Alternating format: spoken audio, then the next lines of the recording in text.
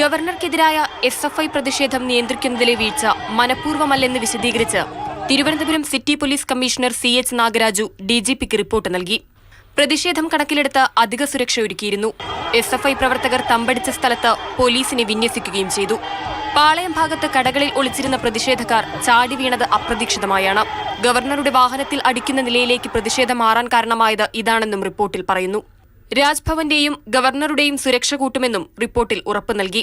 അതിനിടെ ഗവർണറെ തടഞ്ഞ കേസിൽ 7 SFI പ്രവർത്തകരുടെ ജാമ്യഹർജി കോടതി തള്ളി. കന്റോൺമെന്റ് പോലീസ് അറസ്റ്റ് ചെയ്ത പ്രതികളുടെ ഹർജിയാണ് തള്ളിയത്. പ്രതികൾക്കെതിരെ IPC 124 നിലനിൽക്കുമെന്ന് കോടതി നിരീക്ഷിച്ചു. SFI പ്രവർത്തകർ ഗവർണറെ ആക്രമിക്കുകയാണ് ചെയ്തത്. മഹസറും ദൃശ്യങ്ങളും ഇതിന് തെളിവാണ്.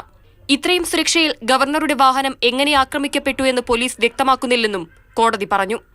മാതൃഭൂമി ന്യൂസ്, തിരുവനന്തപുരം.